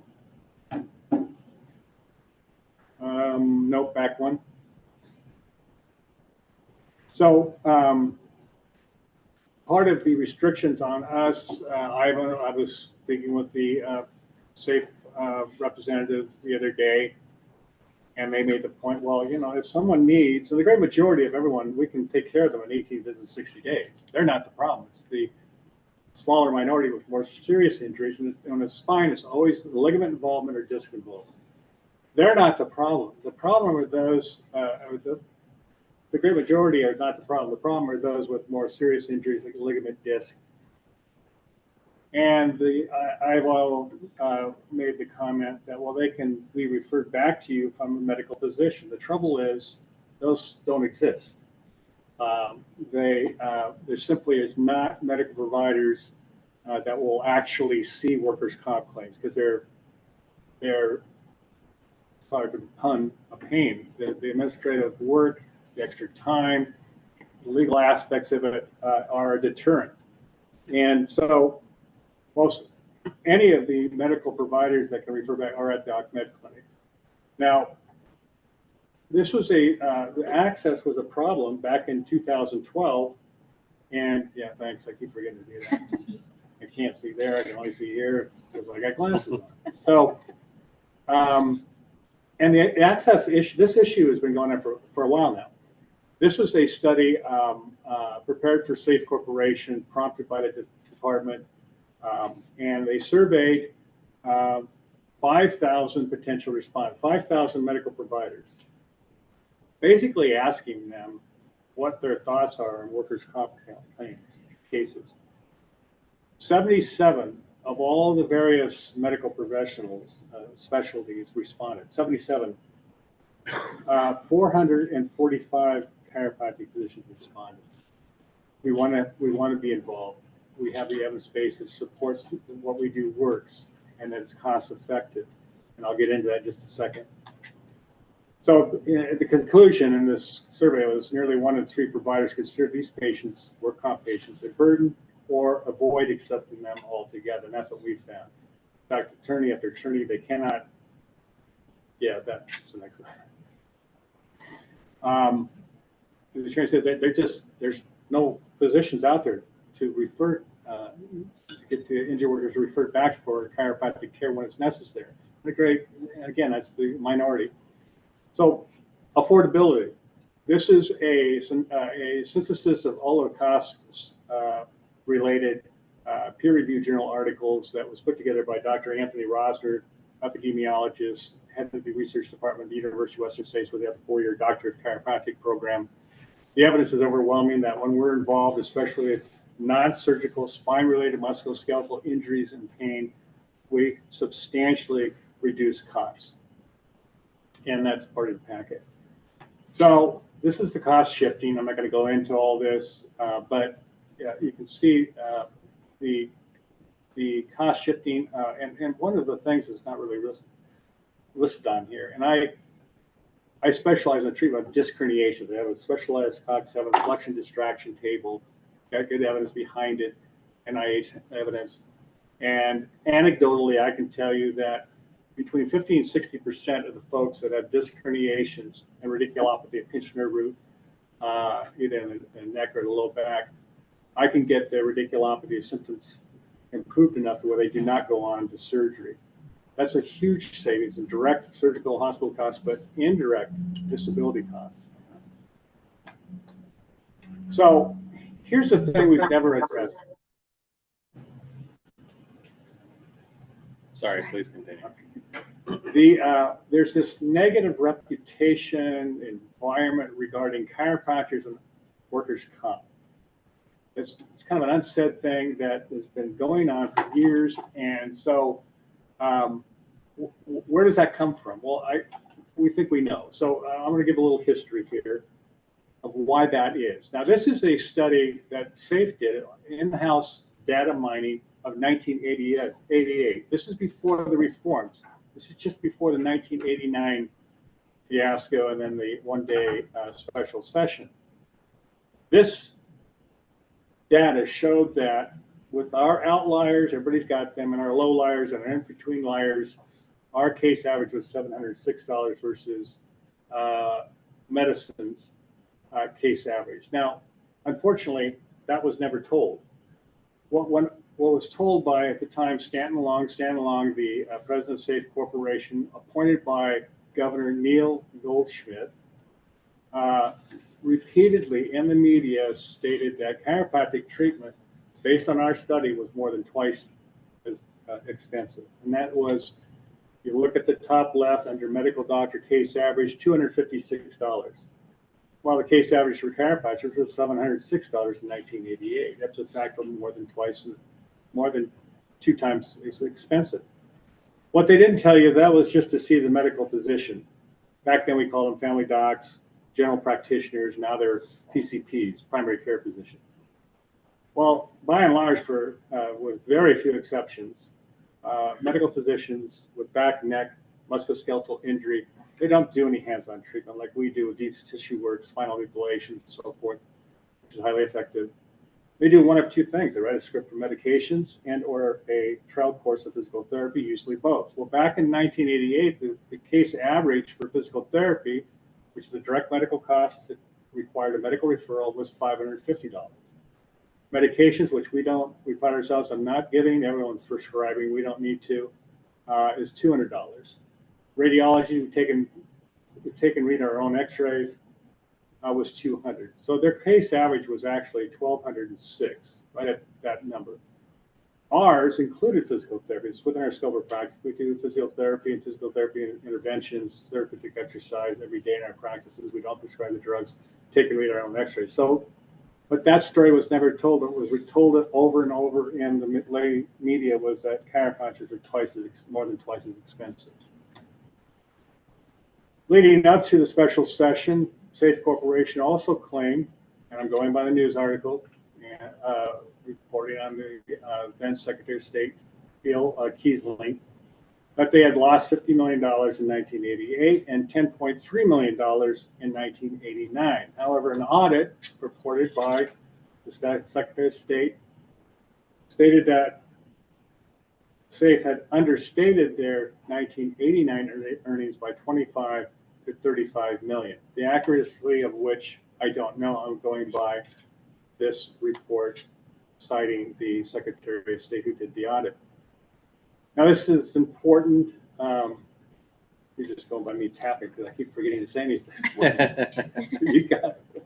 So this is important. This is from that blue study commissioned by or paid for by SAFE. Why doesn't medical physicians want to treat these folks? Well, the added administrative time was 69%, was the highest rationale. Additional administrative time. Keep that in mind for these next few slides. This is an interesting slide. I'll explain why I've got this in here. Racketeering. I mean, you think in terms of mobsters, right? I mean, you think in terms of organized crime. That's what this was for. And I'm just going to read this. Racketeering is a set of illegal activities aimed at commercial profit. It may be disguised as legitimate business deals. Racketeering is defined by a coordinated effort by multiple people to repeatedly earn a profit, typically by fraud, extortion, bribery, threats, violence, or other illegal means. That's racketeering. The Racketeering Influence and Corrupt Organization Act, RICO, is the primary law that outlines and criminalizes racketeering activities. Examples of racketeering actually may include money laundering, drug trafficking, or other forms of organized crime. keep that in mind. This is a sworn affidavit notarized by consumer advocate, plaintiff attorney, now retired, Dan Gaddy Law Firm. And I'm just going to read this. This was and I'll explain how this came down. This is part of the inappropriate attack of my entire beloved profession. My name is Dan Gaddy, and under penalty of perjury, I swear on and affirm that, 1, during the safe investigation Operation Clean Sweep, and I'll explain how that went down, I was a licensed Oregon attorney who represented the majority of 27 chiropractors investigated for racketeering and allegedly maintained a dual rate structure when treating injured workers. None of my clients were found guilty of this malicious charge made up by SAFE.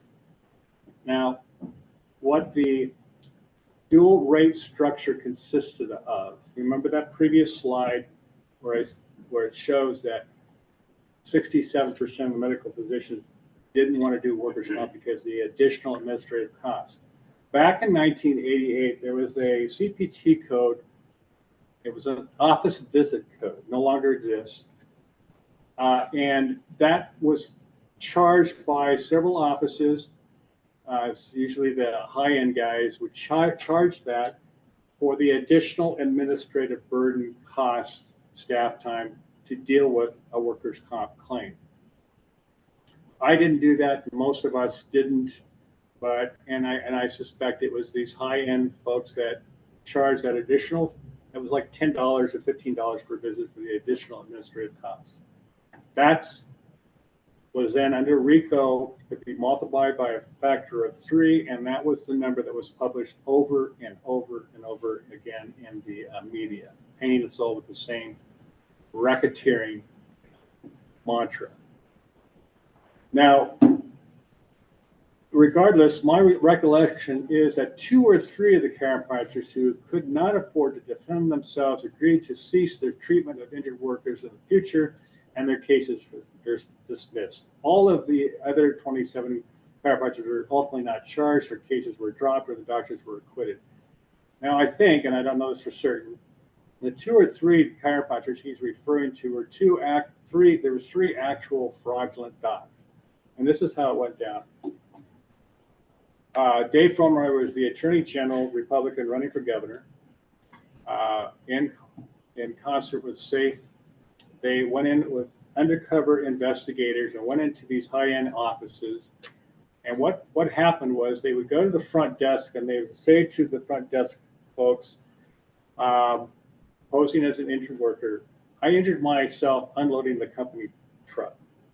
When they got back with the doctor, they would tell the doctor, well, you know, I told your staff that I injured myself unloading a company truck, but in reality, I was chopping wood this weekend. Then they sat back to see what the doc would do. Well, 3 of the knuckleheads went ahead and filed a workers' comp claim. Well, that's insurance fraud. All 3 of them, rightly so, lost their licenses. But we were painted all with that same brush.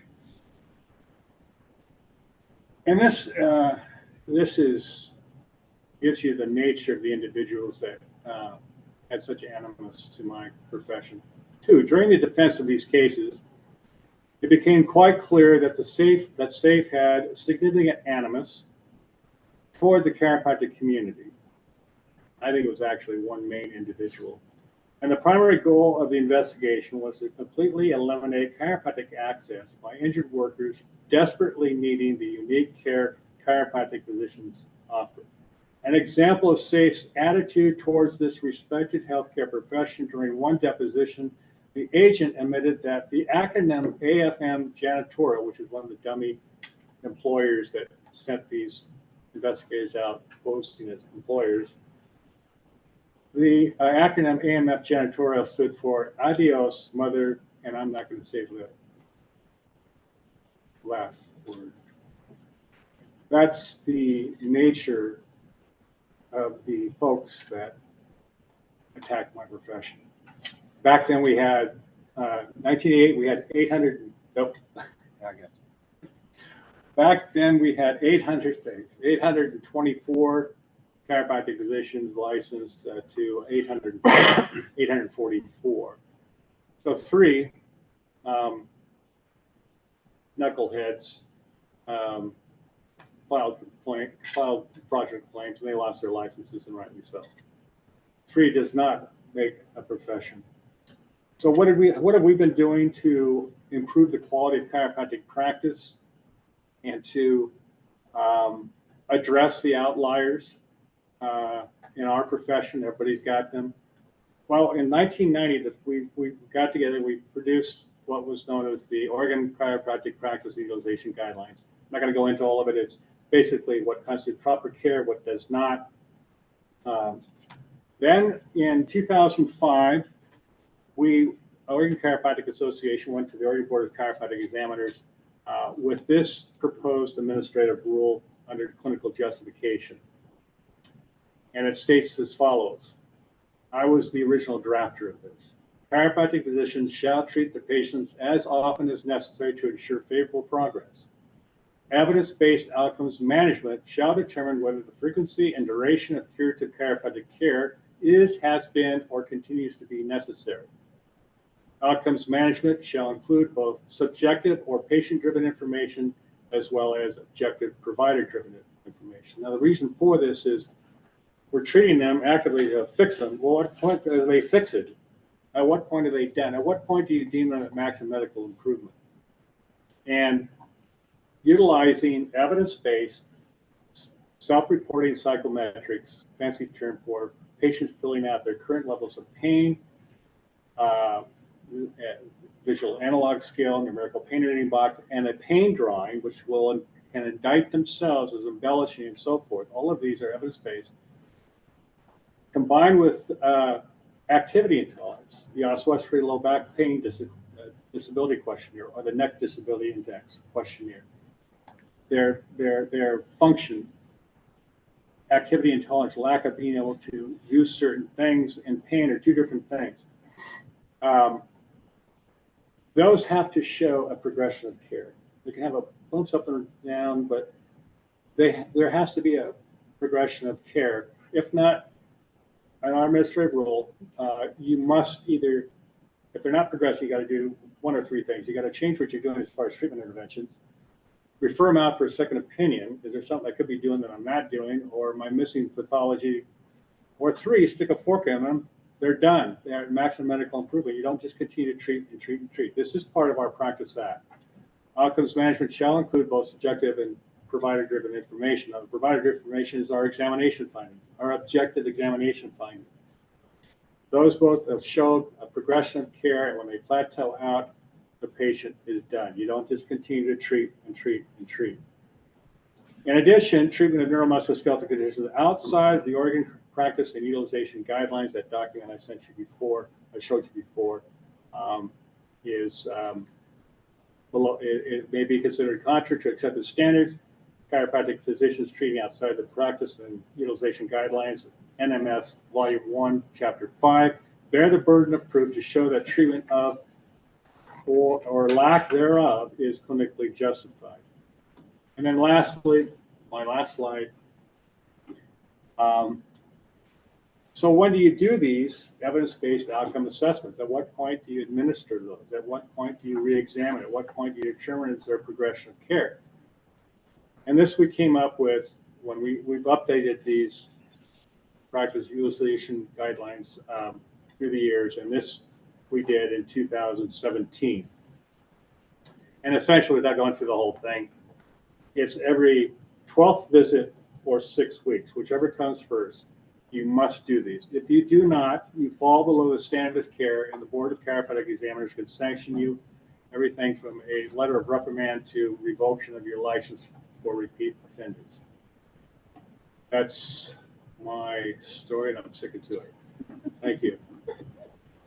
Thank you very much for your presentation.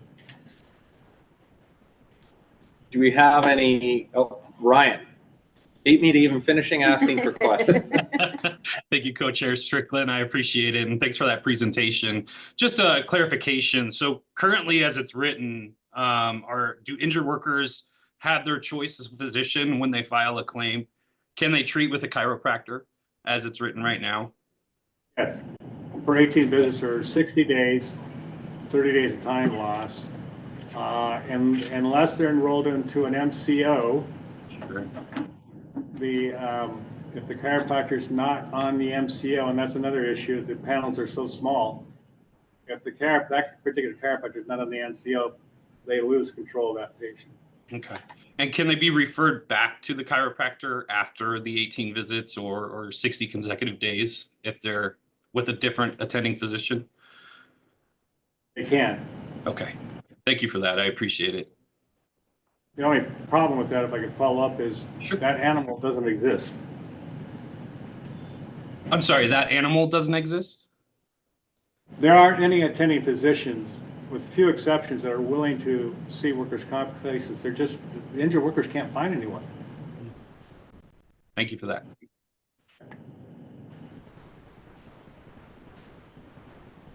Other questions from folks?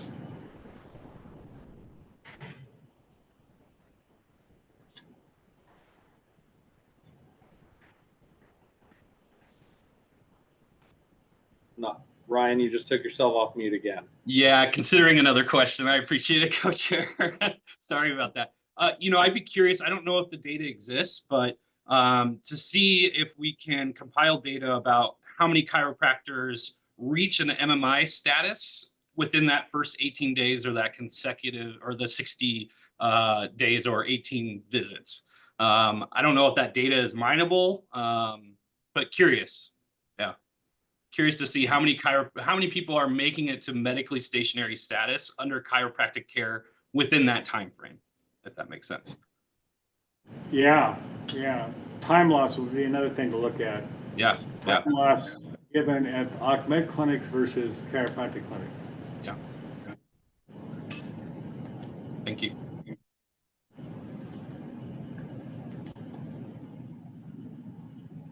I'm writing it down. Okay.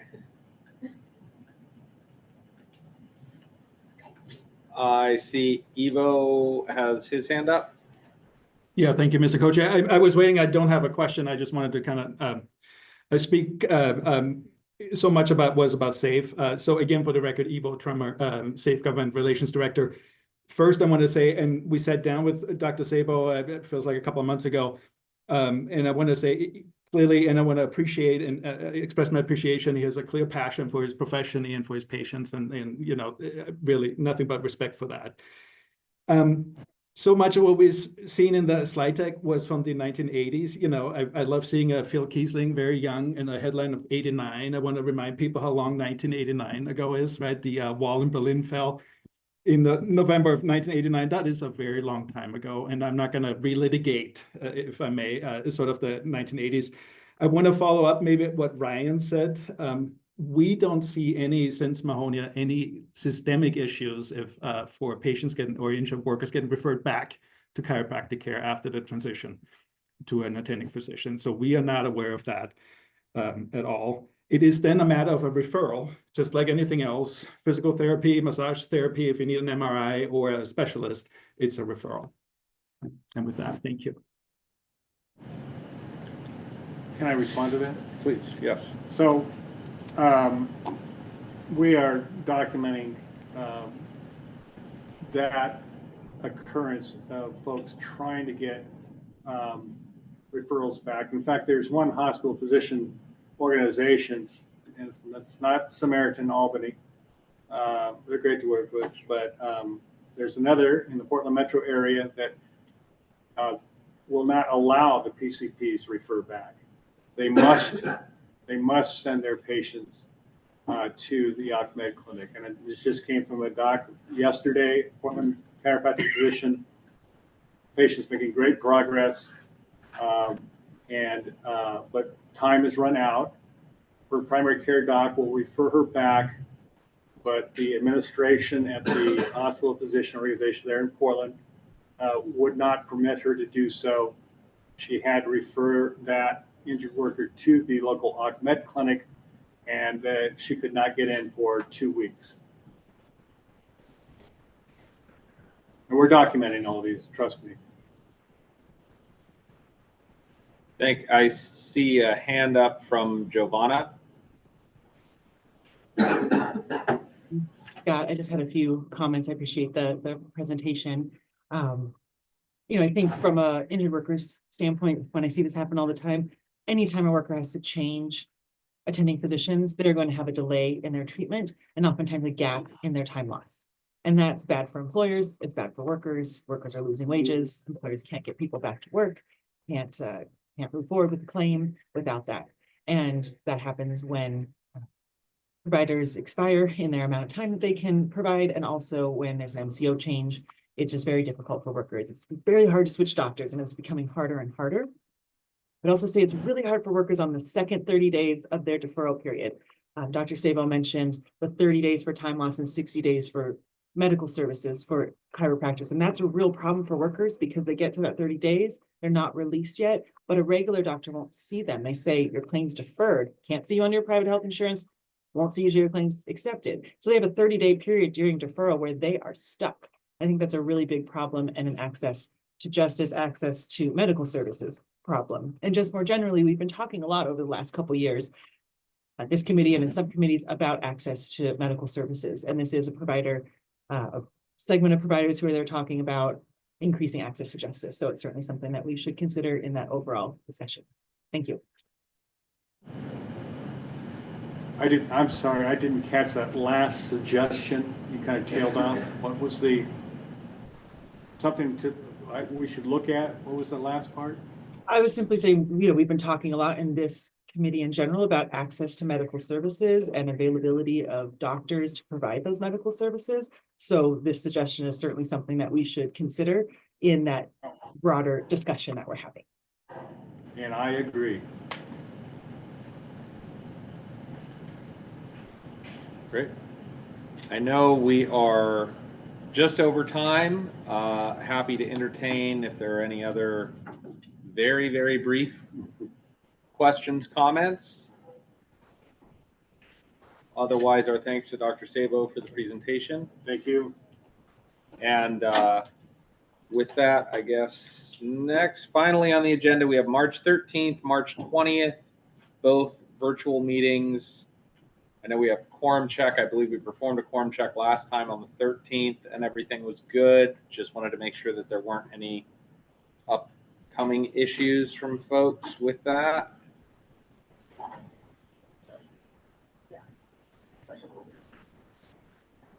Okay. And then the 20th as well.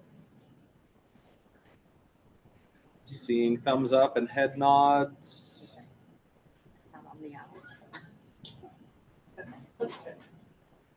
Okay. Seeing none. Okay. Thank you, Coach. All right. Well, with that, thank you, everyone. Appreciate your time and the presentations today. Have a good rest of your day.